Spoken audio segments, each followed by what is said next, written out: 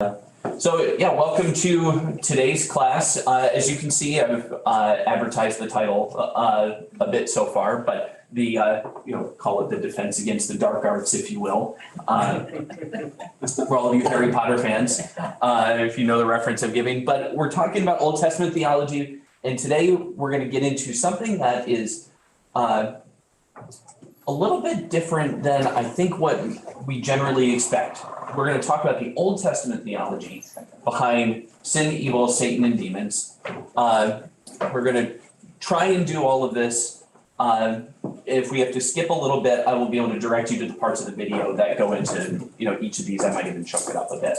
But I have a lot of stuff I want to get through today. I'd like to get through each of these topics. I'm going to take it, I think, in a little bit of a different order than I described. So first, I want to talk about the concept of evil in the Old Testament and how that's actually a little bit different than the way that we typically understand evil from a New Testament or from post-Enlightenment 21st century perspective.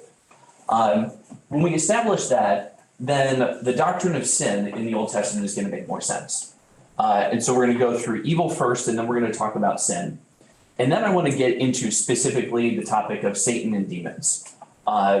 And the extent to which they are and are not operative in the Old Testament.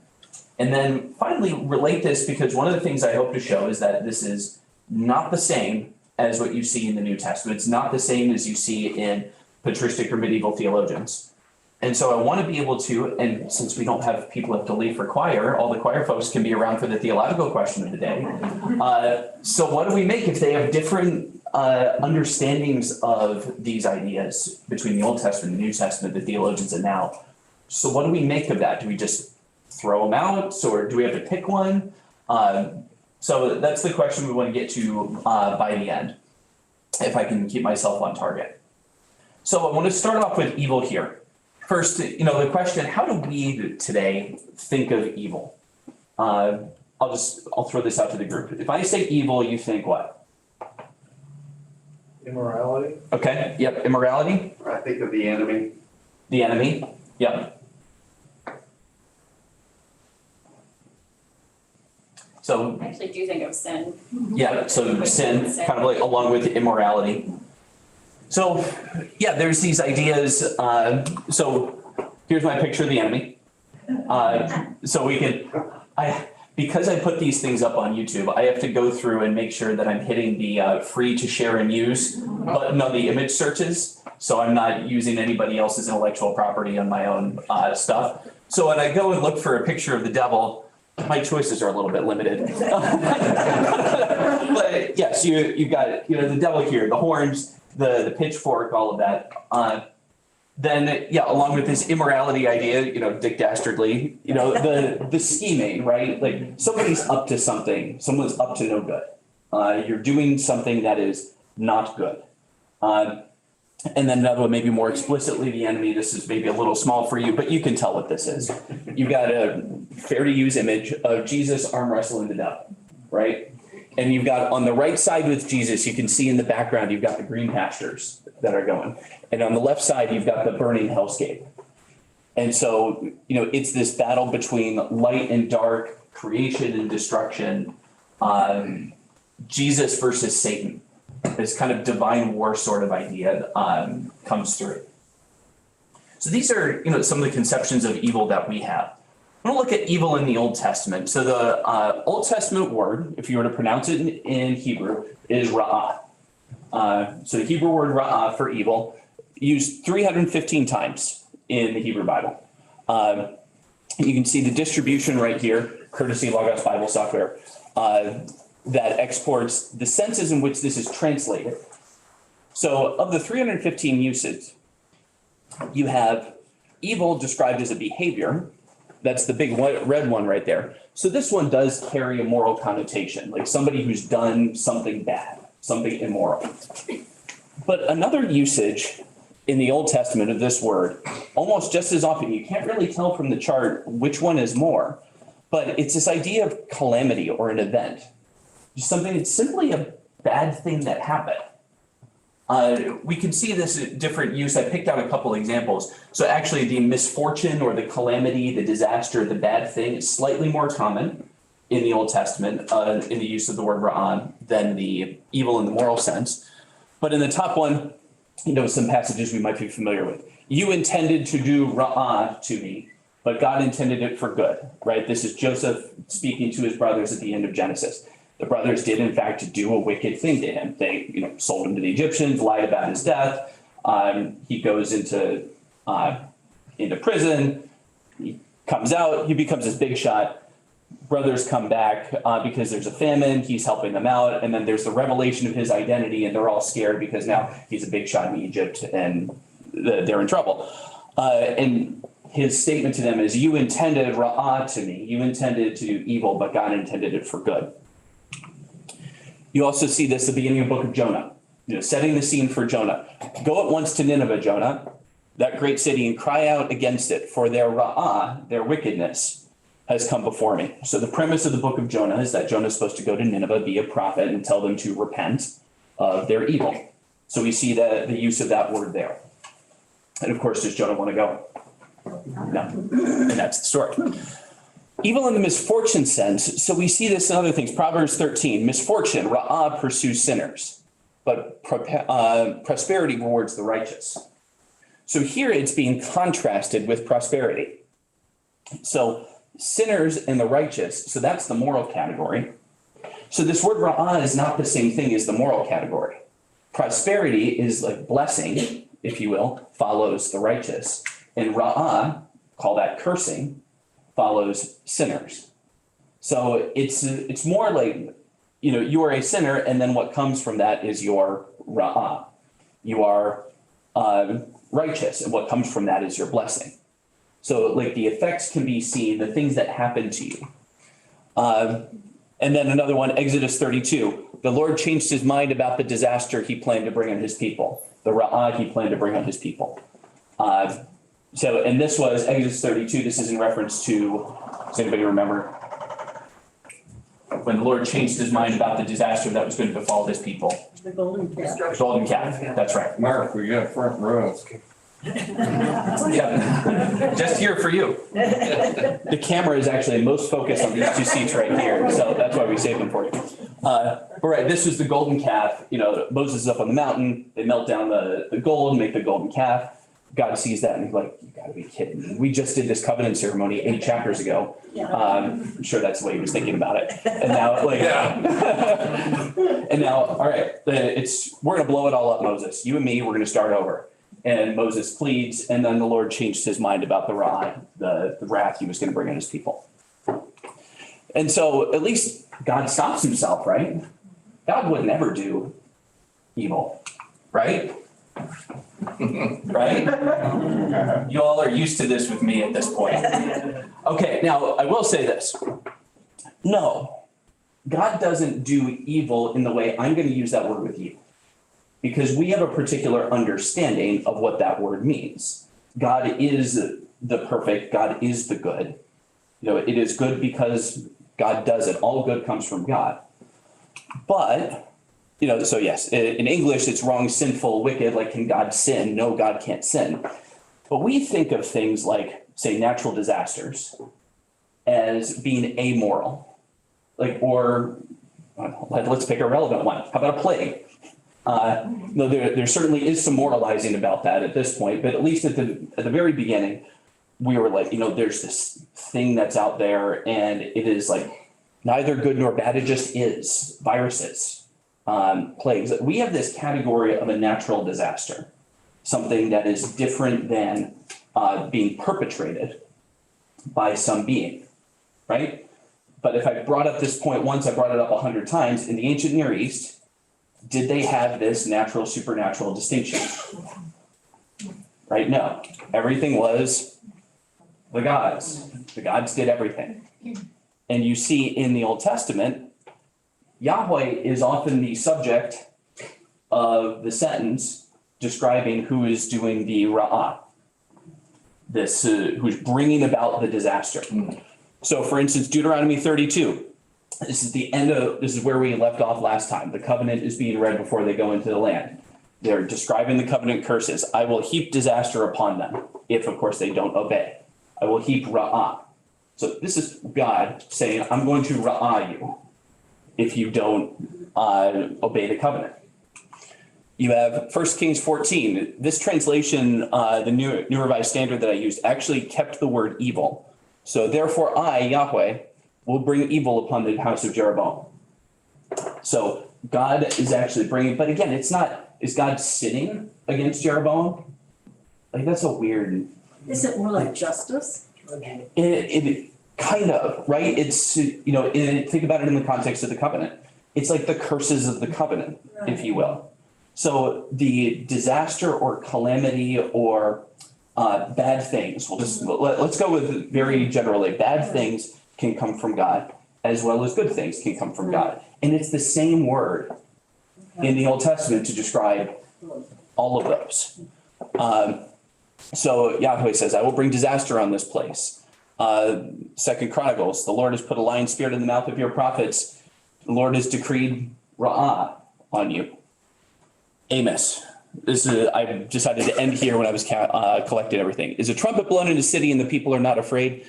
Does disaster ra'ah befall a city unless the Lord has decreed it? So this concept, when you're looking, given that the underlying word is the same, your translators are helping you quite a lot. When you're reading your Bible, to put a particular English word in there to contextualize it. But it was all this, this was mixed up in a linguistic stew for them. Mm-hmm. These distinctions that we're providing in English, which sometimes it's calamity, sometimes it's disaster, sometimes it's wickedness, sometimes it's sin, sometimes it's evil. All of those were not nearly as clear-cut defined categories for the Old Testament people as they are for us. What was the language? Was it Hebrew? Yeah. Okay. Hebrew. So does Hebrew have less words than? Yep. Yeah, Hebrew will have fewer words. And I think most ancient languages you're going to find have fewer words than we have today. But not Greek. Well, Greek, the thing about the ancient languages, and I don't want to go farther than my knowledge goes here, but you also have many more in Greek in particular, many more modifiers that you put on. So you have a base, but then there's all these different cases that define the part of speech of the word. In Greek, and I think this is true in Russian as well, though I could be wrong on that, when you formulate a sentence, we in English form things like subject, verb, object. The order of the words matters in order to get the context of the sentence. In other languages, such as Greek, it's actually how you conjugate every word. And you can put the words in a different order, but based on the suffix that you've given, based on how you conjugate it, you understand the part of the speech. So you can go object, verb, subject. You can go object, subject, verb. And you know which part of speech it is based on how you conjugate nouns in these other languages. And so that's makes it difficult, especially for us to understand how those languages work. So yeah, like I was just saying, this kind of covers up a worldview difference that, our moral categories and their categories, they're not as distinct as we think of them. So I want to look at how evil and its opposite tov, good, are used in the Old Testament to get a better understanding of where did they draw distinct categories. So if we're drawing these categories between moral evil and disasters and wickedness, and they had that all grouped together, where were their categories? Where would they draw a bright line? Ra'ah is different than tov. Okay, so what is tov? Does that help us understand ra'ah? And Steve, I'm sorry if I'm mispronouncing it, but I'm pretty sure. So, all right, what is the first use you can think of in the Old Testament of the word good? Creation, yep. So what I have in here, I'll bet it, and God saw that it was good. God saw that it was tov. So this is after many of the phases of creation, you see, God did this and God saw that it was good. There's evening, there was morning. God did this and God saw that it was good and there was evening and morning, et cetera, et cetera. So we see this as being described every time God goes to the chaos and brings order to it, it becomes good. So good is that which is ordered. the tov, as opposed to the ra'ah, which is that which is disordered. So order is used in both the physical sense of creation and the moral sense. So when you are obeying the covenant law, you are obeying the order of society. You're obeying the order that God has laid out for your relationship with him. And that is tov. And when you are not, then you're sort of like the swirling waters of chaos. That this distinction between good and evil that we have, the way that they would define the bright line of the categories is between order and non-order, or perhaps order, non-order, and disorder. So a disordered cosmos and a disordered society, these are both evil. Again, quotes, because like, are they morally evil? Are they sinful? Well, no, like the swirling waters of chaos in Genesis 1 are not sinful, but they're disordered. And that is the not good thing. And the good thing is order in the cosmos. And so as God does that, it becomes good. So God brings both order, but then also God brings disorder. So there's when the curses come, when the Israelites are sent into exile. So that is ra'ah, but that is the disorder that is coming into the world through them.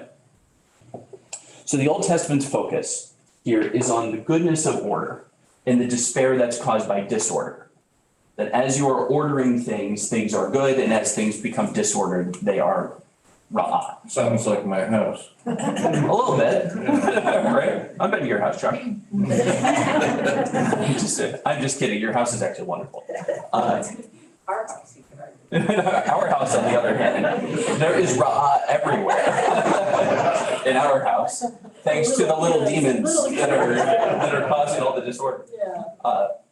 So sin in the Old Testament then. So if these are the categories, order, non-order, or order, disorder. Sin then is that which is violating the order that is expected.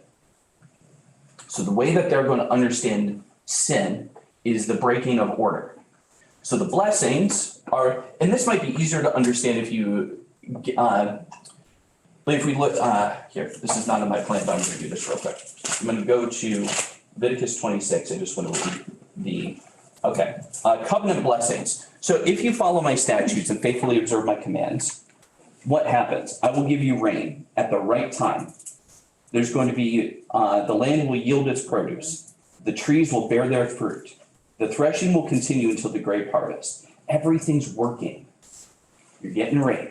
You're getting crops. You're getting harvest. This is all a good thing. You'll have plenty of food to eat and you'll live securely in your land. I will give you peace in the land. Nothing will frighten you. So now there's not any warring coming from the outside. I will remove dangerous animals from the land. Chaos is going away.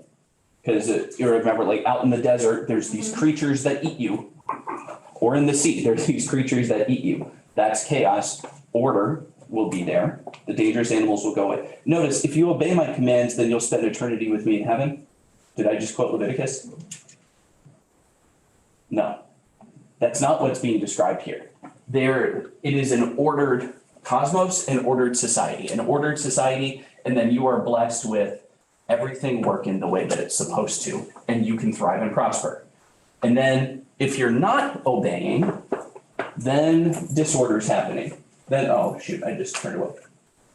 If you don't obey, I will send terror upon you, Ra, wasting disease, fever, that will cause your eyes to fail and your life to ebb away. You will sow your seed in vain because your enemies will eat it.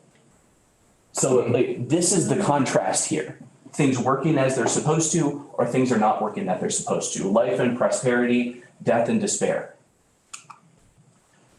The result of sin, then, if I got to the end of the curses here, remember the end of the blessings was, I will walk with you and be your God and you will be my people.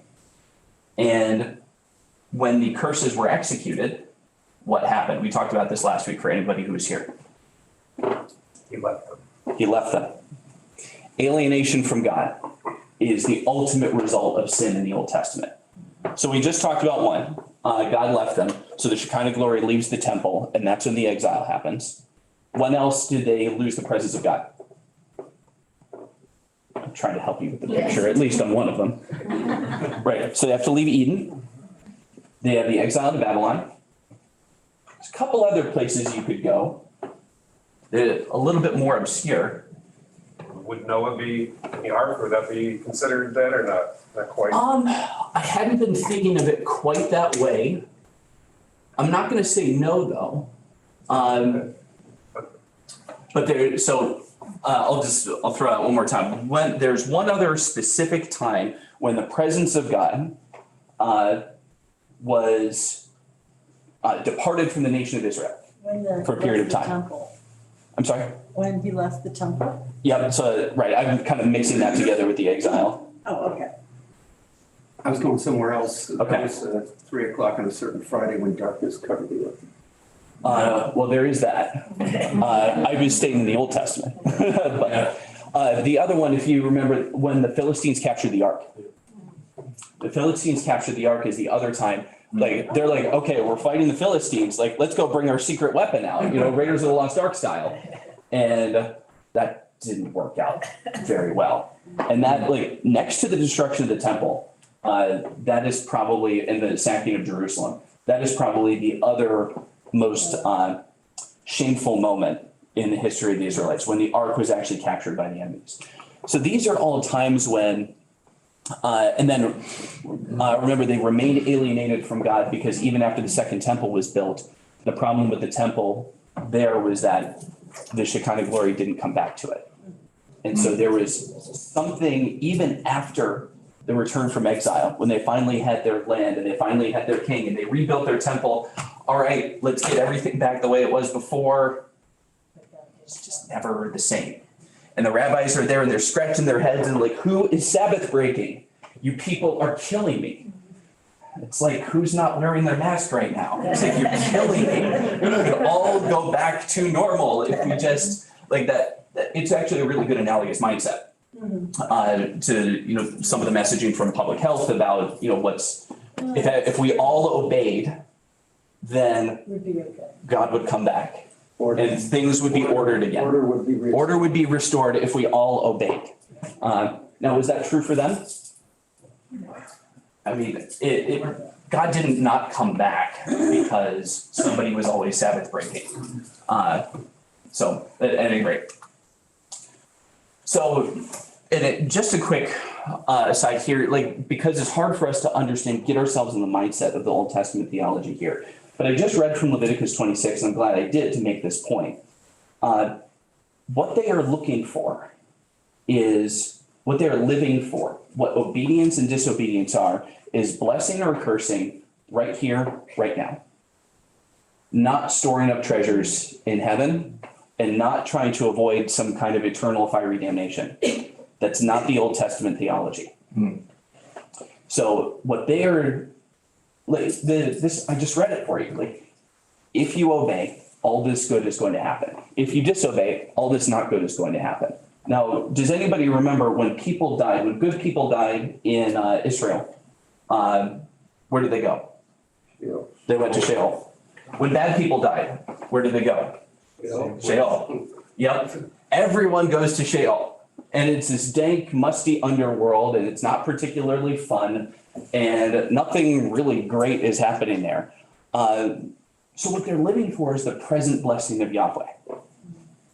This idea that we have that it's, to be crude about it, like, we can get this idea, it's a little bit like that show, The Good Place, where like we're storing up good points and bad points. Now, us in a Reformed church, we would say no such thing, right? It doesn't matter what we do. We can't put enough negative on the ledger for the positive that Jesus has put on our ledger, as long as you're among his people.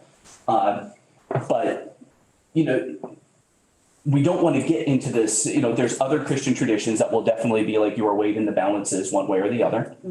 And so but like that category of things is not, we can at least understand that from our perspective. We have a different take on it. It's totally foreign to the way that the people in the Old Testament would have thought. Because when you die, you go to Sheol. And so you're living for blessing or cursing right here, right now. Yeah, okay. And yes, you do eventually, I do want to make this point.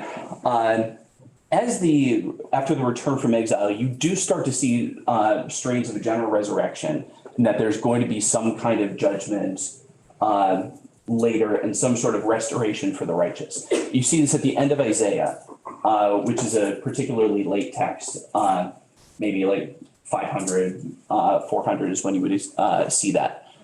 So that does start to come out, but only as you're starting to approach the time of Jesus. For most of the time in the Old Testament, that would not have been the theology. Okay, so point one here, evil in the Old Testament is about order versus disorder. And then point two, sin is that which results in alienation from God, the separation.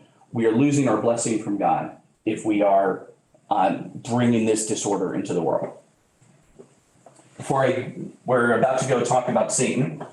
So before we do that, are there any other questions or comments on this particular point?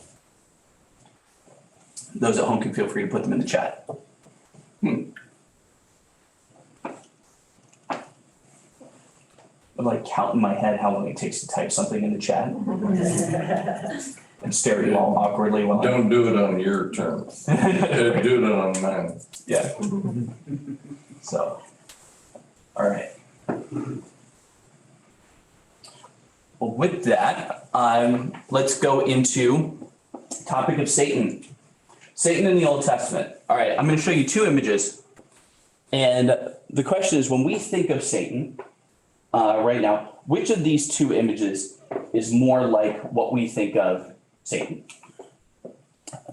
I've got angel of the Lord and Balaam from Numbers 22. And I have the serpent in Eve in Genesis 3. Some of you are getting that queasy feeling that I'm in Bible Geeks and I don't know what's about to happen. But like, which one we think of Satan? Serpent. It's very clearly this one on the right side here. This is what, like, an angel stopping a donkey is not really the image that we have for Satan. Definitely, though, we think this is the fall of humanity right here on the right. This is the enemy coming in and introducing things that are not good to God's good creation. We're going to spend time with both of these. I'm going to start with the one on the left here, the angel of the Lord. So Numbers 22, I'm not going to go over the whole story of Balaam, but suffice to say, Balaam is going off someplace, and for reasons that still are among debate among scholars, we don't know why God gets mad, but God gets mad at what Balaam's doing. I didn't have either of those two images. Tell me yours. The guy with the pitchfork. And Yeah, there we go. Yeah, my little Yeah. cartoon devil. Yeah. Yep.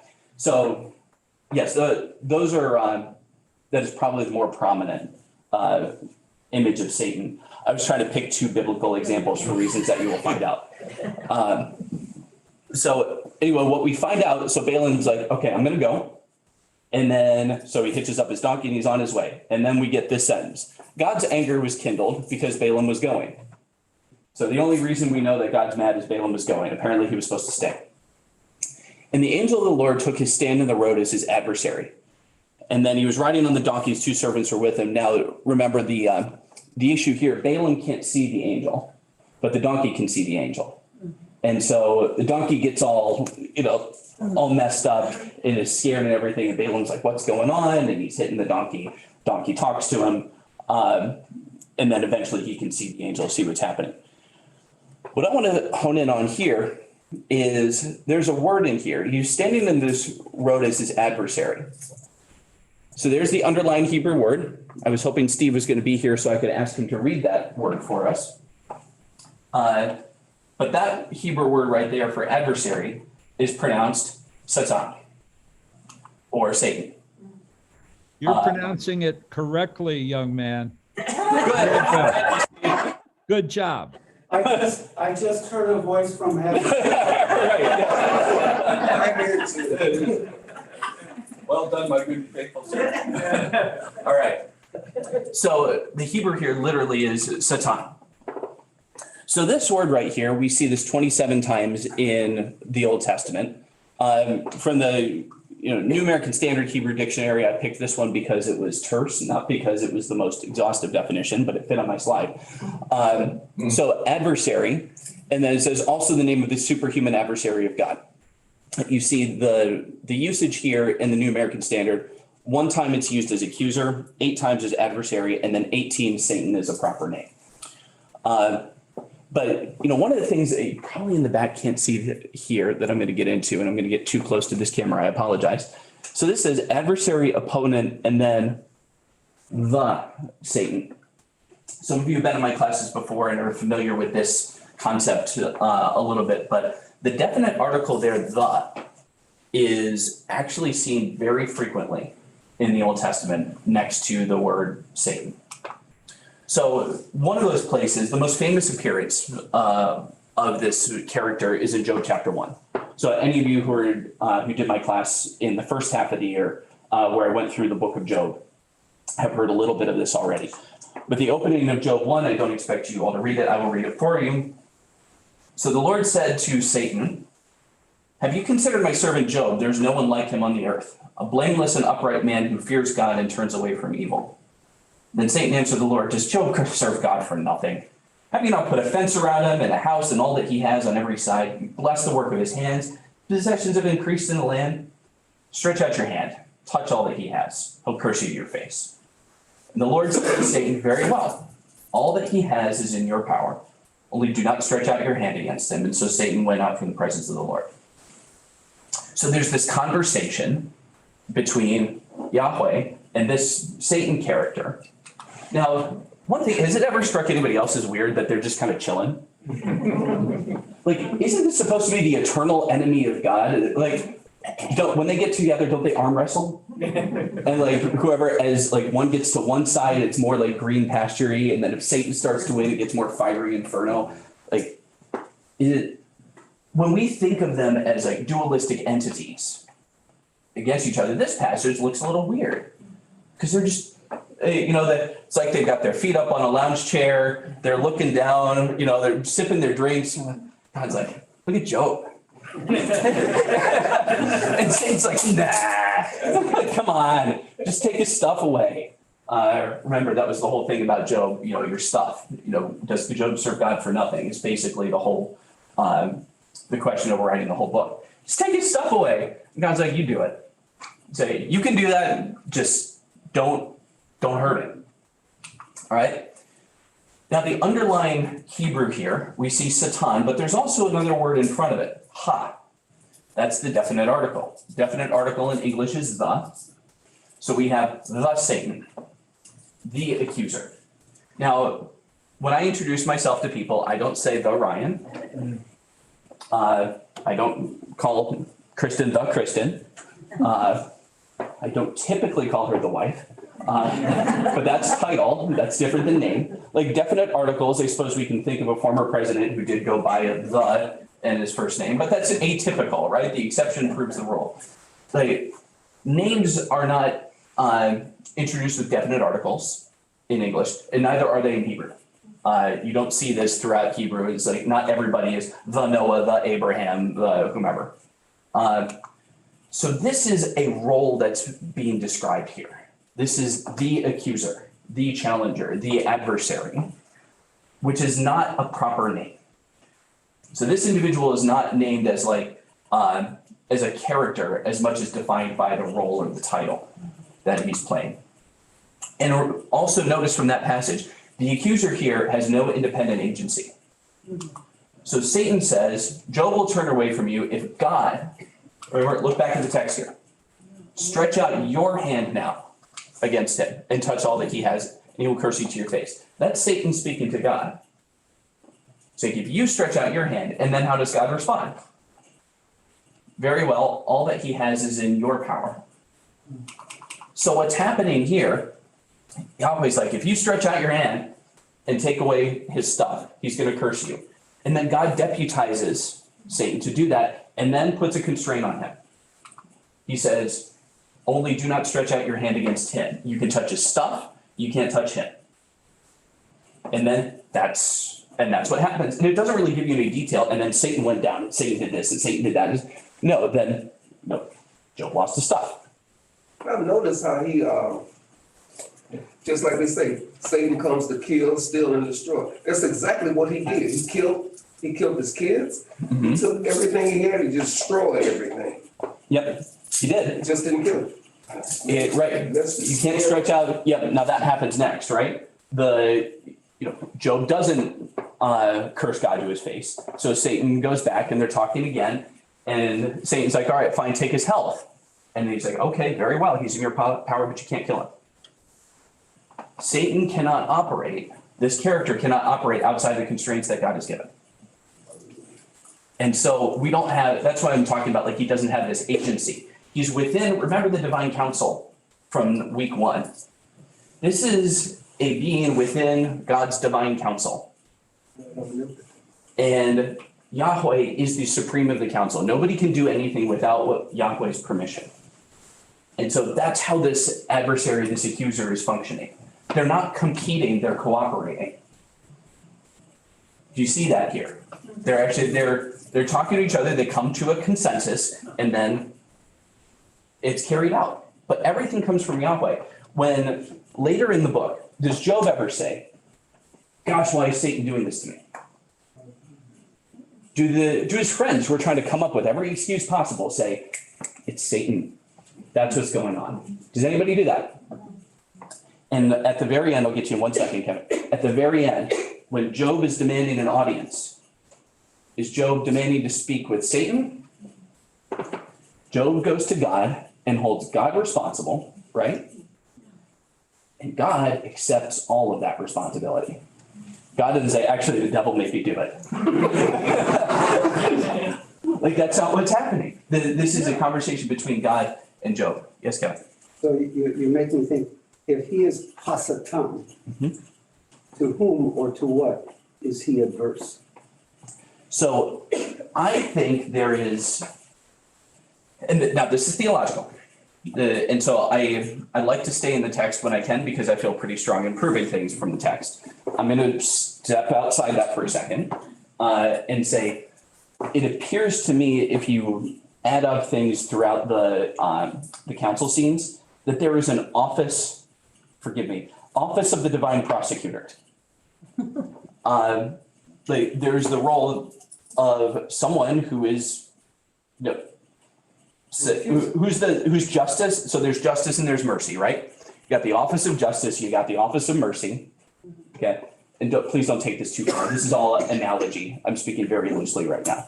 But I think that is a role that is being played in God's divine counsel to say, like, but is this really going the way that it's supposed to? Look at this, look at that. It's like, nah, it's not that good.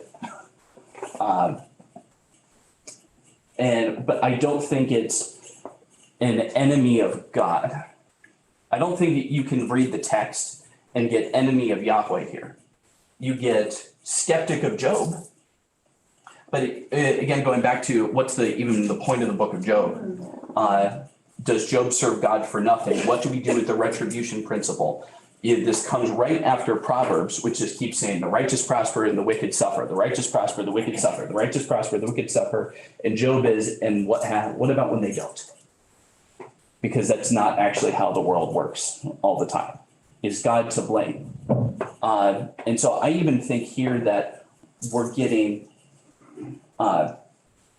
Job is illustrating a theological point.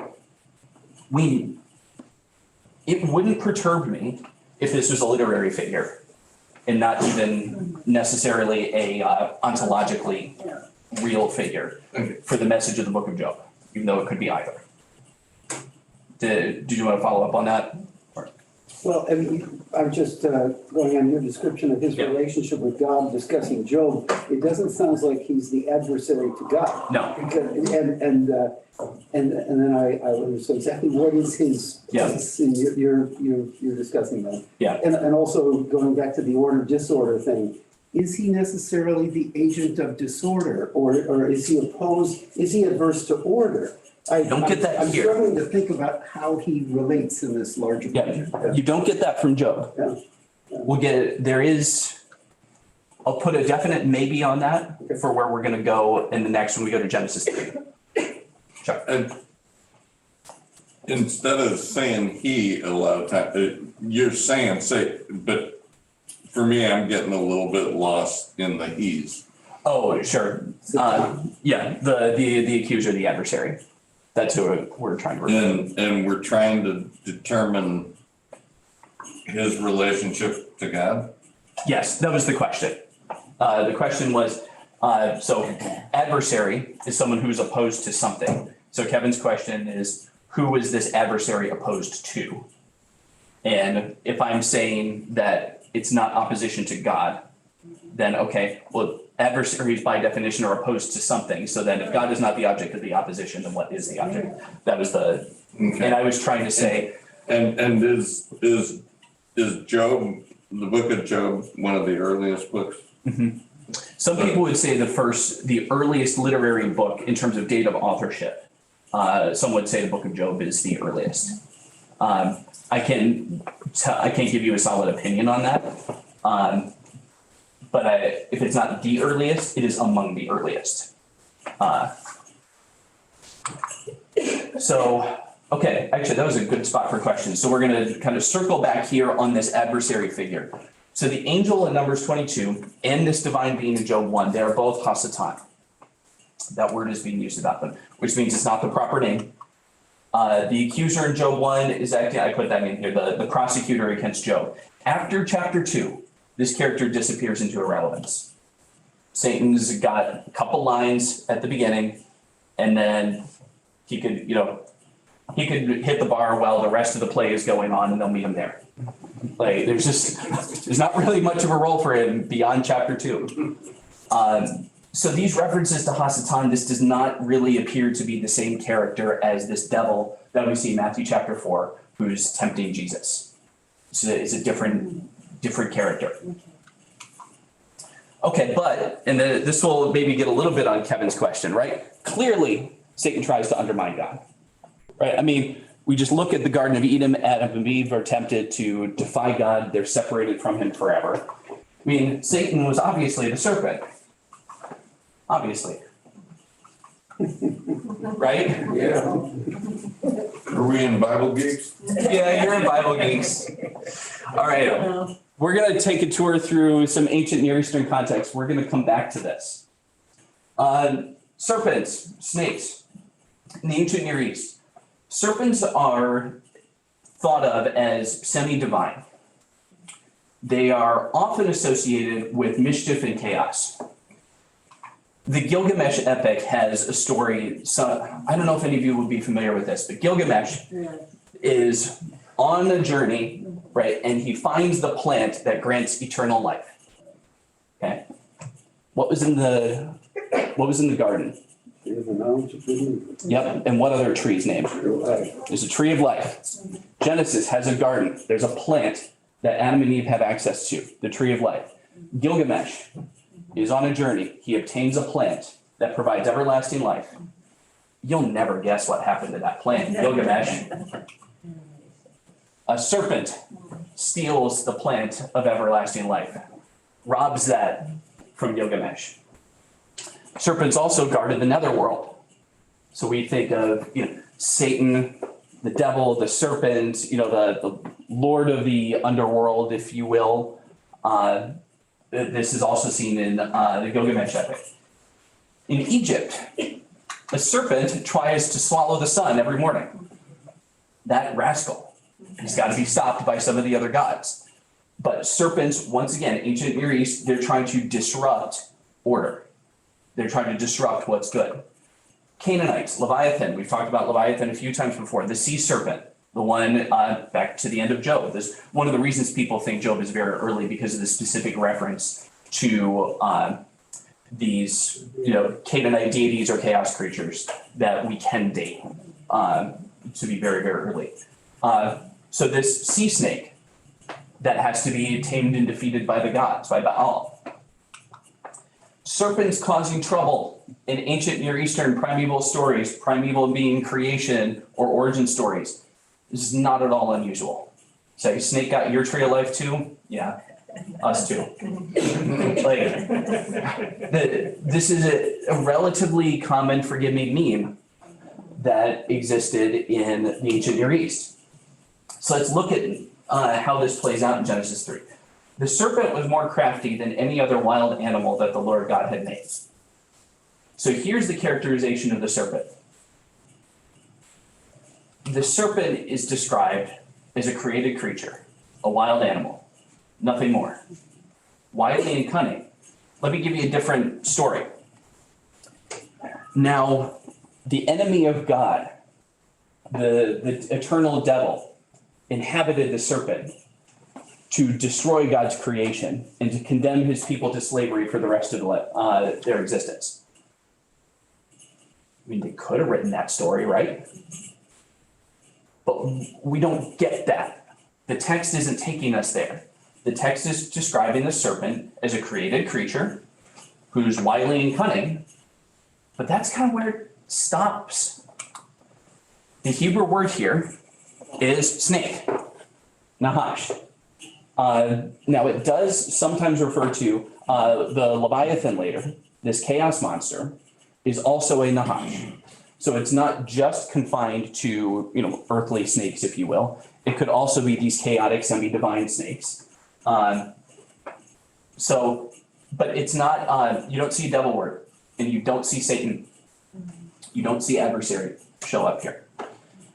So I want to read just the first 5 verses of Genesis 3, and then we'll kind of walk through that to put some context around this.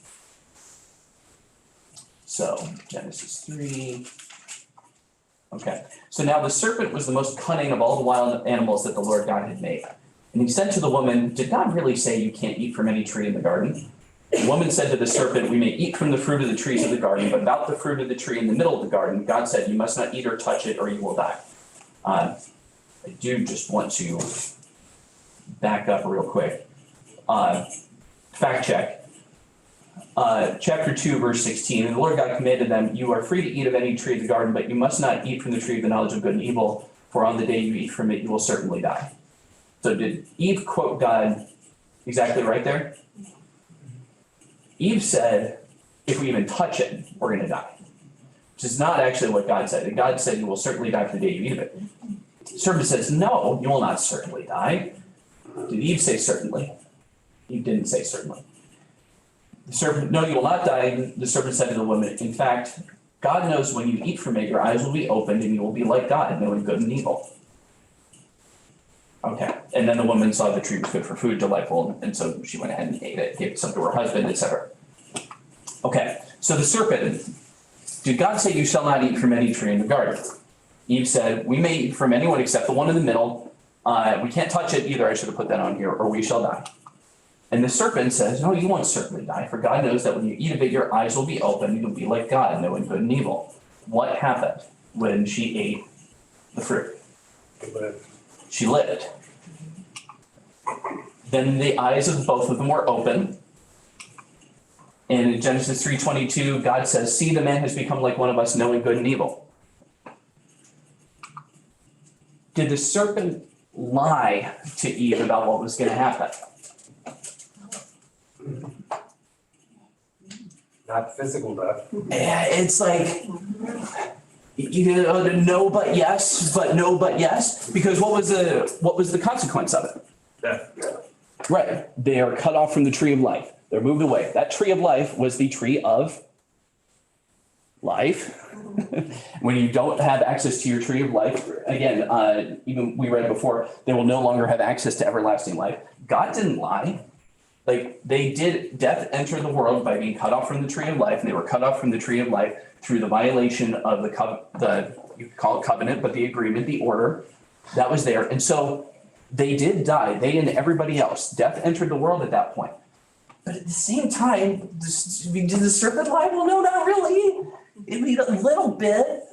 It was technically accurate because when she bit into it, what happened? Well, what the serpent said, what happened? Her eyes were opened, they had knowledge of good and evil. But he's like, no, you won't certainly die. Well, they did. And so this sort of like misdirection, word game playing thing going on here. This troublemaker is what the snake is doing. You could call it, actually there's, this will date me, slash, give an insight to my college life, but I watched a lot of episodes of the show South Park. Which maybe I should admit, maybe I shouldn't. But there was a character in there, Butters, which was just one of the little kids, and he has an evil alter ego named Professor Chaos. And Professor Chaos goes out and causes low-level mischief. Like, he'll go to the local Bennigan's and swap the orders for two people, and then just stand off to the side. When somebody's like, oh, I ordered the grilled cheese and not the soup, he'll just cackle insanely like this evil lad. The serpent is, causing mischief like that. He gets doubt. He inspires Eve's actions. And John Walton here in that book that I've been following along, he says, deception, misdirection, and troublemaking are all within the purview of a category of creature known as chaos creatures. Just like the plant of life in Gilgamesh. So we've been over this. Does the text refer to the serpent as Satan? No. Does any text anywhere else in the Bible refer to the serpent as Satan? No. You're following along. We're all like, I think the answer is yes, but I'm afraid to answer yes. I know the answer can't be yes based on how he's phrasing this. Yep. I'm struggling with when you will crush his head and he will bruise your heel and so forth. Well, now, how do you fit that in? I mean, so. Because that's a reference to a serpent, Yes, but is it a reference to Hasatan? exactly. And if it isn't, what's the point? Well, what is the reference? So just because it's not necessarily the divine devil enemy. Yes, the question is, okay, then what is it? Well, what from the beginning, so what is God doing to the cosmos at the beginning? Ordering it, Ordering it. What is the serpent doing? disordering it. He's disordering it.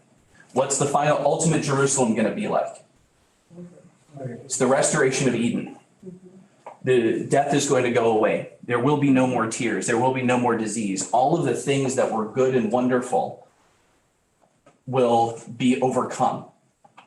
And if the serpent was in this cunning way, disordering God's order, isn't he Hasatan? You could Being adverse to the order of God? say that. The text doesn't say that. Yeah. And so I'm not arguing that it's not Yeah, right. contra the order, but I am trying to argue that, is this the same figure that we see tempting Jesus in the desert? Is this the same? Does God have a single eternal enemy who's arm wrestling him? Is that the theological vision of the Old Testament? I would say a third of it is holy at the beginning, descended with Satan. So there's more than just one. There's a third of the heavenly host. There's a heavenly host. And we see the evidence that we have from the text is that, even though with some give and take, there's consensus and cooperation. Now, I don't think the serpent here is the same, and I don't think the text here is any reason to believe that the serpent is acting like the person in Job chapter 1. This serpent is acting more like the snake in Gilgamesh, who's like, everything's good. And just walks away with the plan. And now everything's disordered again. And we have to overcome the forces of disorder as opposed to overcome wormwood, if you will. So, yes. How much did people think about the future at that point in time, or were they just, Thought about tomorrow. Are we gonna be able to eat? Are we gonna be safe from our enemies? Did they buy insurance, Joe? Right, we got an untapped market here. So no other text in the Bible is the serpent identified as a Hasatan. Now, there's one you could point to. Do I have time for this? I can do this, or I can do demons. Or I could go to do demons. I could do demons really quick. Actually, I think maybe if I blast through it, I could get through both of them. okay. Let me try and blast through it because I like this one, but I like the demons. All right, let's just go. Let's go. one other text you could point to, Revelation 12:9. The great dragon was thrown down, that ancient serpent who's called the devil and Satan, the deceiver of the whole world. He was thrown down to the earth and his angels were thrown down with him. So this one here, there's the great dragon from Revelation 12, who's called an ancient serpent, devil and Satan, deceiver of the whole world. And like, okay, I can kind of see it here, right? So the context here, though, that I want to give, like in the middle of that, and I welcome somebody to find another reference. I was looking around on this one, trying to check out John Walton and Michael Heiser when they were making this claim that there's no other text. And this is one I came across, but I'm not really that compelled by it. Is when you look at the context, what comes right before this. The war broke out in heaven. Michael and his angels fought against the dragon. So that's what happened right before. At the beginning, though, the scene set is the great sign appeared in heaven. You may remember this. A woman clothed in the sun with the moon at her feet and a crown of 12 stars in her head. Are we somewhat familiar with this passage? She was pregnant and cried out in labor and agony as she was about to give birth. Then another sign appeared in the heaven. The great fiery dragon, enter the dragon, with 7 heads and 10 horns, and on his head were 7 crowns, and his tail swept away a third of the stars, hurled them to the earth, and he was standing in front of the woman who was about to give birth. So if she did give birth, he might devour her child. All right. So he's like, I looked up into heaven and I saw all this happening.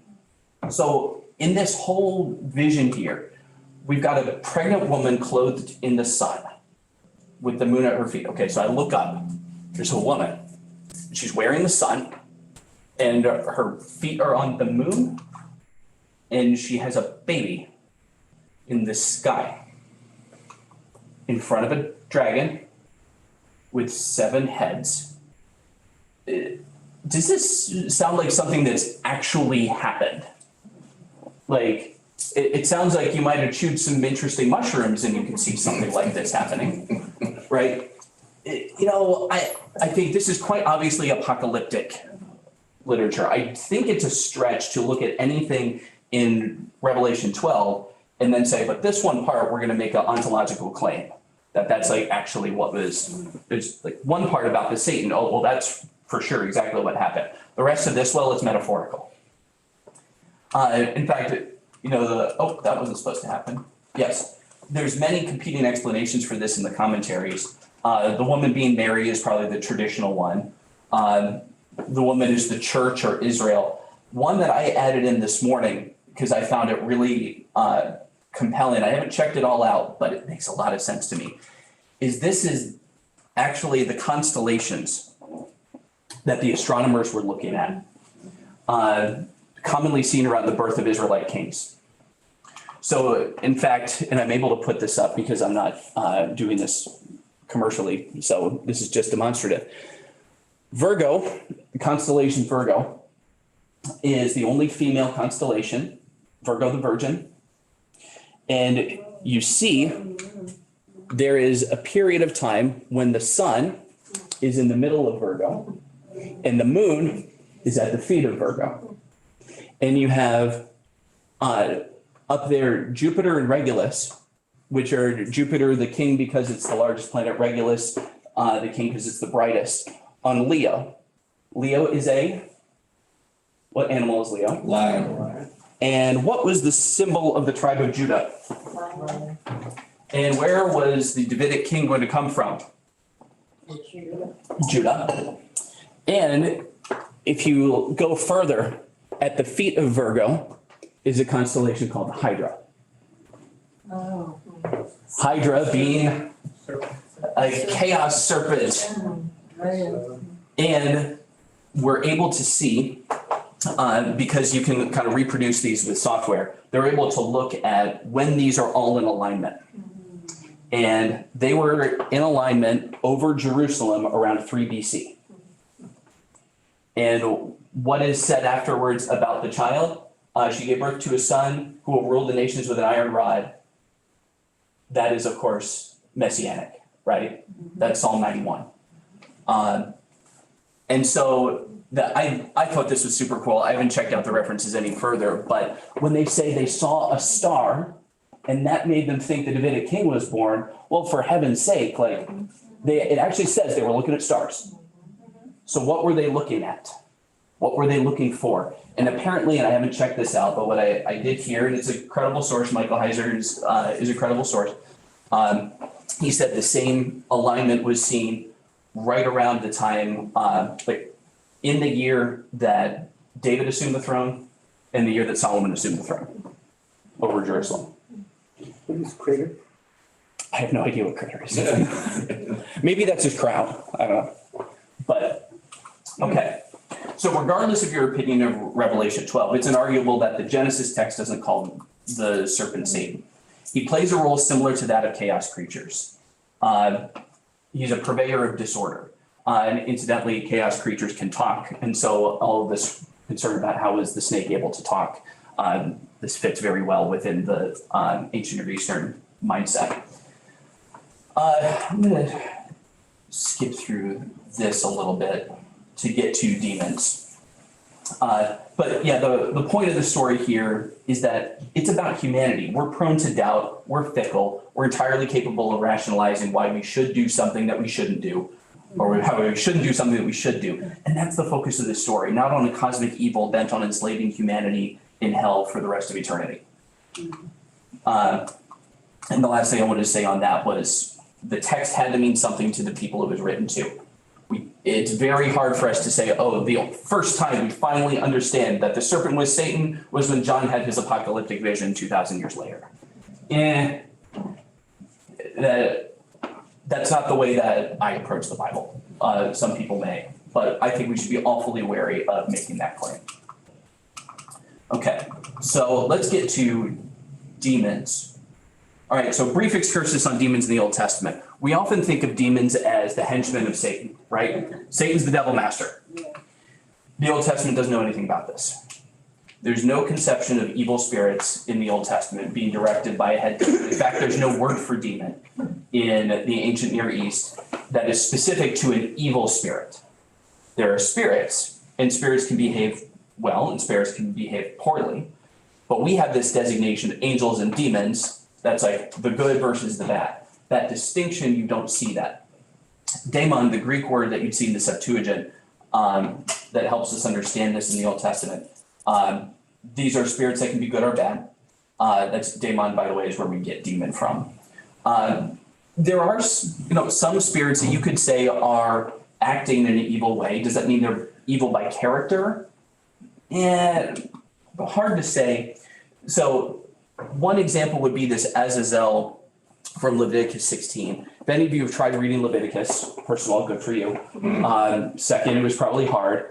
And by the time you got to Leviticus 16, and it's talking about the Day of Atonement, and you're looking at all the rituals and what's supposed to happen with the blood, and you get to the point where there's two goats, one goat that is slain as a sacrifice, and the other one, the scapegoat, upon which the sins of the people were conferred.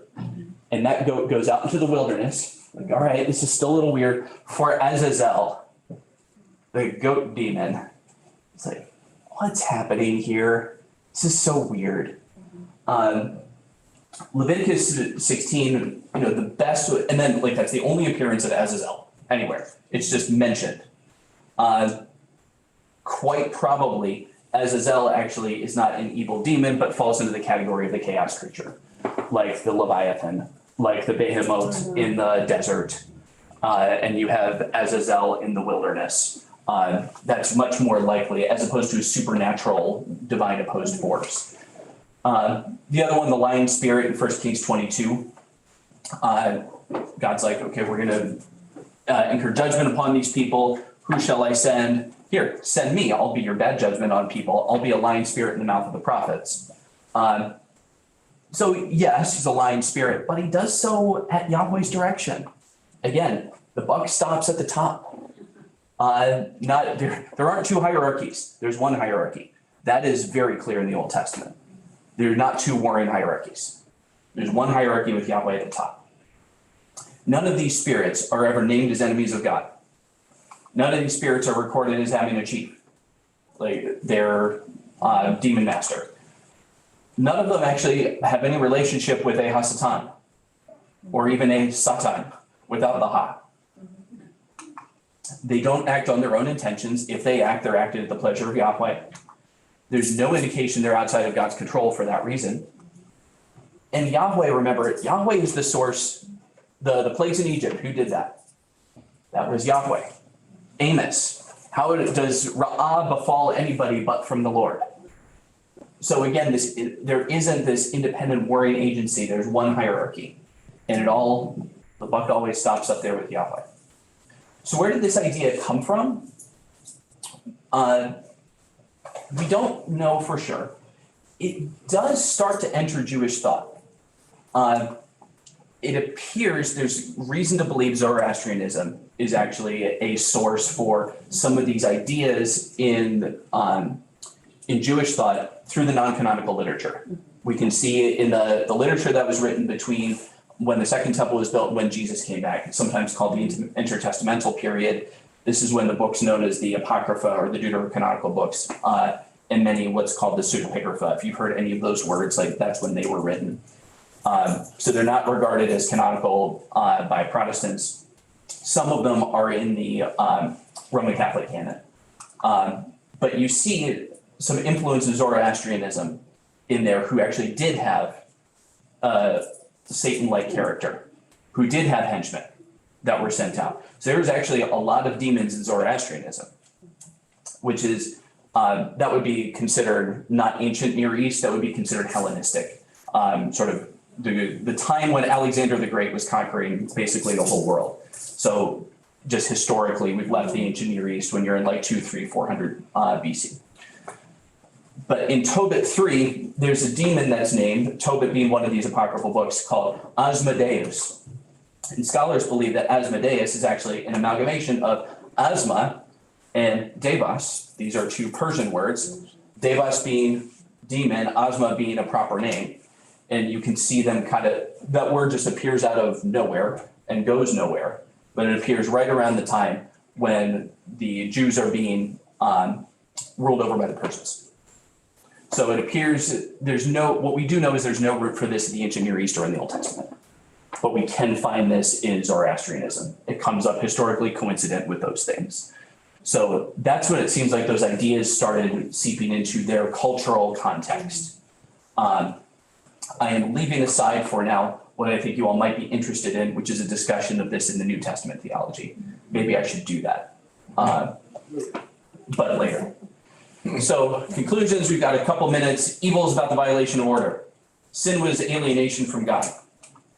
The Satan character is not the chief of demons, not a cosmic opponent of God. Oh, and the serpent in the garden was a chaos creature, not the eternal enemy of God. Let us be very cautious about attributing agency to Satan and demons. One of Yahweh's distinctives was that he did not struggle against enemy forces. Remember the creation narratives. One of the big differences is that there isn't that divine war at the moment of creation. And so none of these forces are ever autonomous. They all work for God. And we should all get to church. Amen. All right.